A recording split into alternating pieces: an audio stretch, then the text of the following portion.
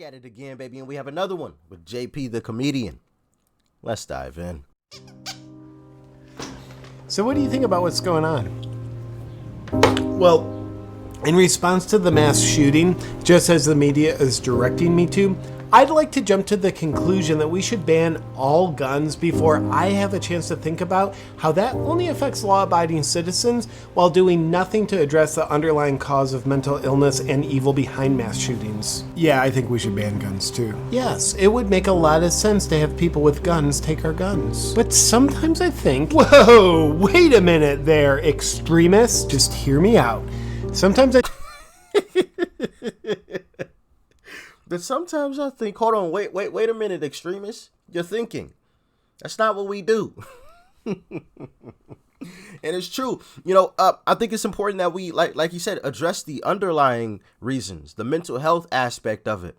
You know, the fatherlessness. I think I read a statistic that said most of these criminals that commit these mass situations, like the one we seen recently in Uvalde, don't have fathers. Or don't have fathers that are truly in their lives. Obviously, they all have dads, you know, otherwise they wouldn't be here because you have to have a man and a woman, you know. Men can't get pregnant, all that sort of thing. But all seriousness, like the dad isn't prevalent in their life. I think it said like all but like one, their dad wasn't, you know, a strong figure in their life. It's like all but one, which is interesting. You know, because I think in these types of situations, you have to, first off, calm your emotions. Calm your emotions. Take your emotions out of it. But of course, you got politicians who like to play off of emotions. And we've seen that happen time and time again. Nothing new. We've watched that script play out. But you have to take your emotions out of it and think about it logically. What do they have in common? All right, cool. They have a weapon. All right, sure. I mean, that's obvious. But what else? Why did they go to that weapon? What happened before that? Because a lot of people have weapons in this country. A lot of people do. I mean, I think I read that there's more guns than people in this country. But you don't see these crazy things happening, you know, on every city block.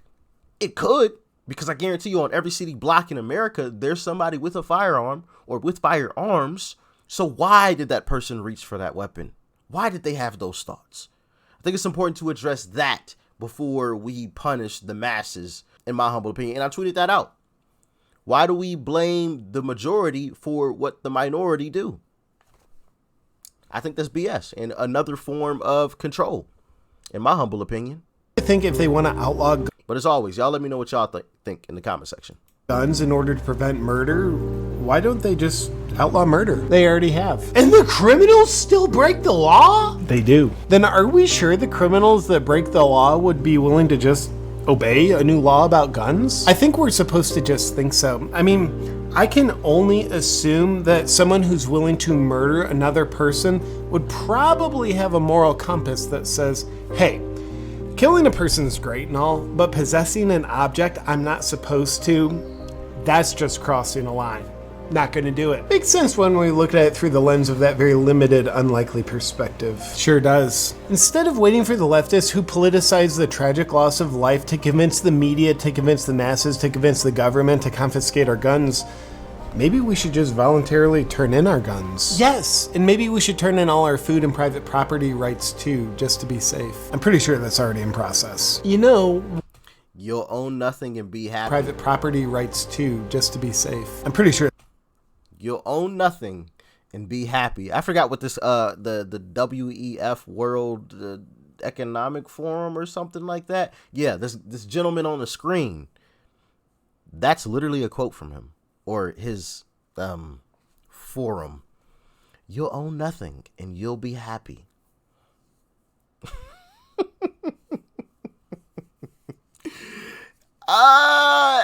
And it's scary. It is quite scary. Creepy. That's already in process. You know, one alternative theory to what the media is telling us... Whoa, hold it right there, extremist. Good point. But just stay with me for a second on this one. One theory is that power-hungry authoritarians use PSYOP programs like MKUltra to program mentally unstable people to do mass shootings so the authoritarians can then politicize them and justify... PSYOP programs like MKUltra? What?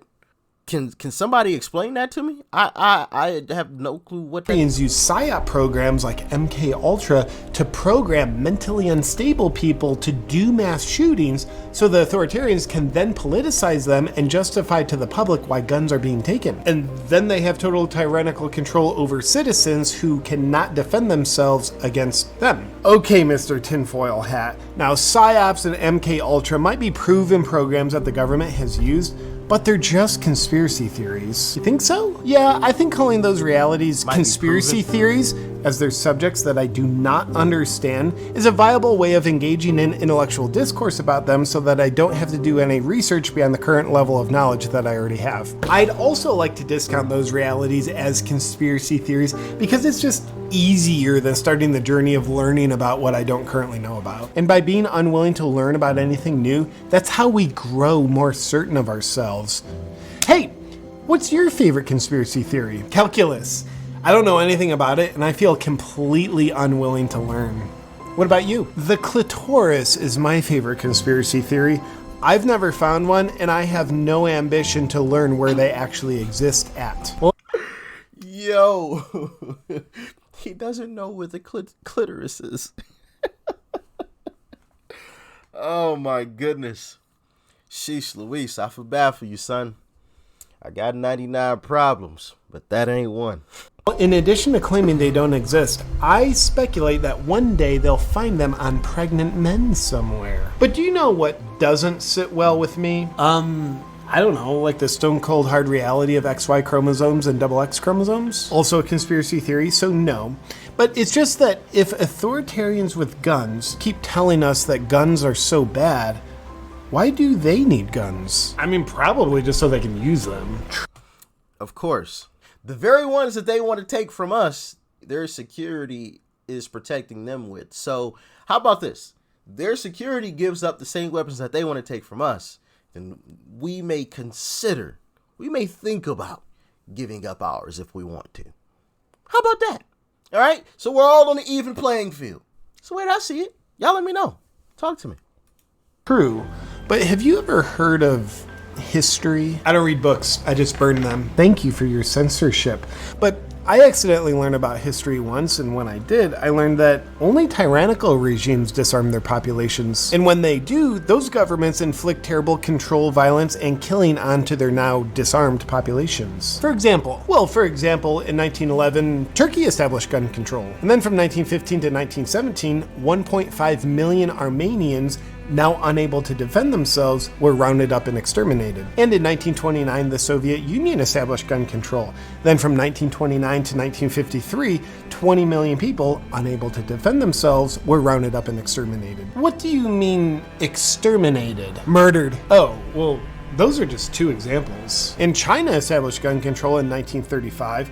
Then from 1948 to 1952, 20 million political dissidents, unable to defend themselves, were rounded up and killed. Oh, and the people in China still exist under a brutal regime today. Oh, wait a minute.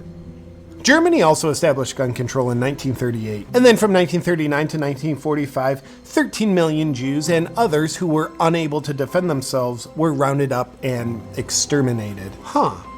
I wonder if Hitler purposely disarmed the population so he could tyrannically take over and kill all people opposed to him. It's probably just a coincidence. But also Cambodia established gun control in 1956. Then from 1975 to 1977, 1 million educated people were rounded up and killed because they were unable to defend themselves. Is my shirt on straight? Yep, good.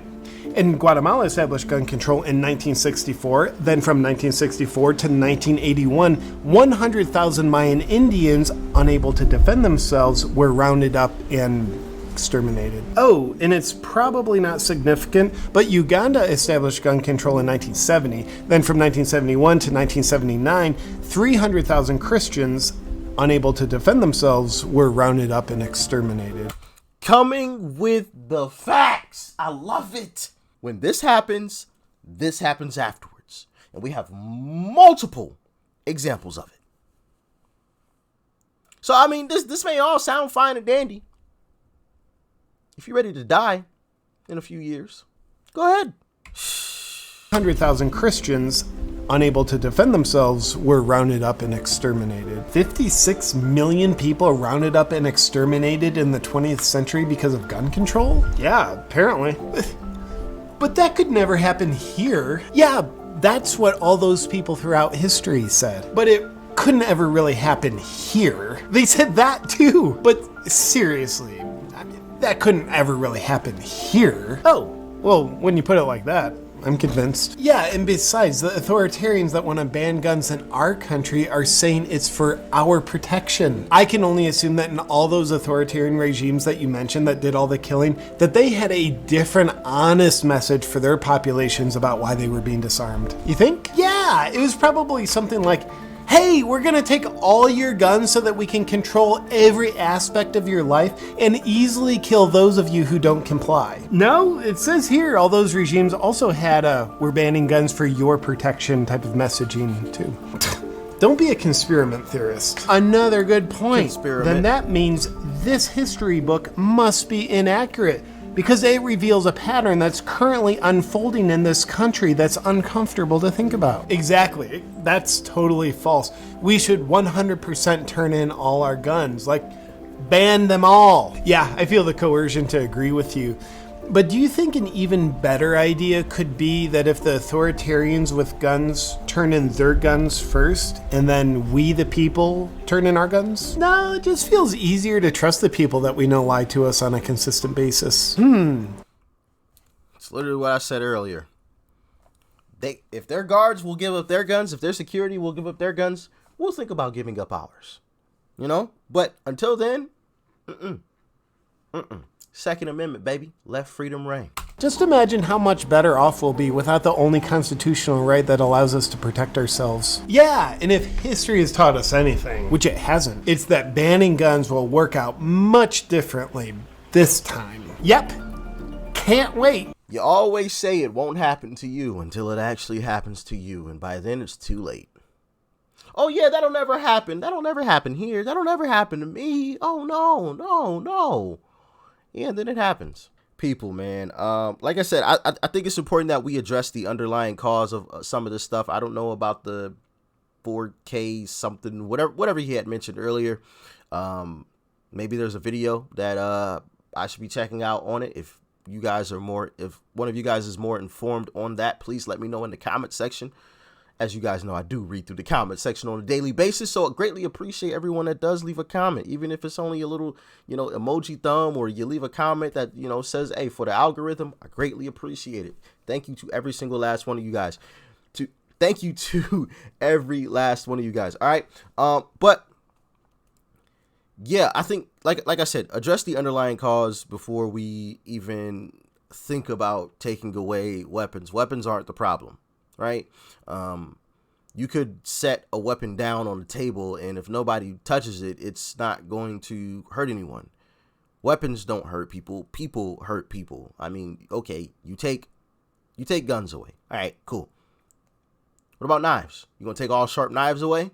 All right, cool. What about blunt force objects? Bricks, clubs, bats, things like that.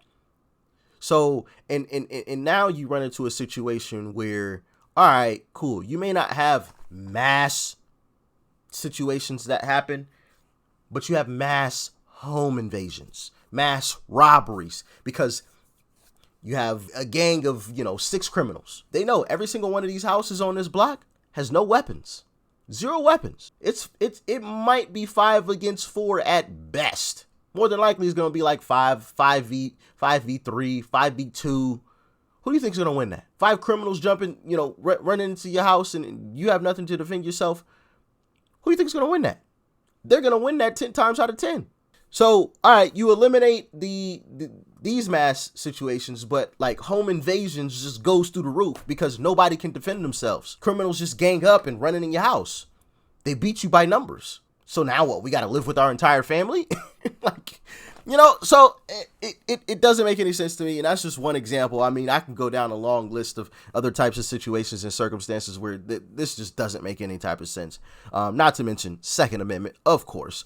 So, yeah, spot on point. Killed the logic of some of these folks, that doesn't make any type of sense. You've seen this type of situation happen time and time again, and you think now it's gonna be different? All of a sudden now, like, things change?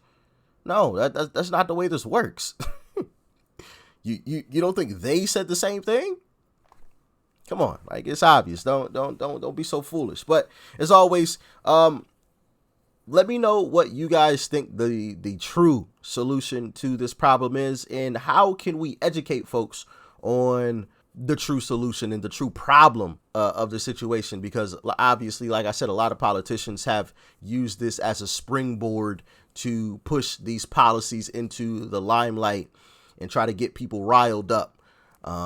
And it's unfortunate. It's sad that politicians use these types of situations and graves to prop themselves up. It's sad to think about, but yeah, you guys let me know what you think we can do, or what could truly be done in the comment section below. Like, share, comment, and of course, hit that subscribe button before you go. Peace and love. I'm out.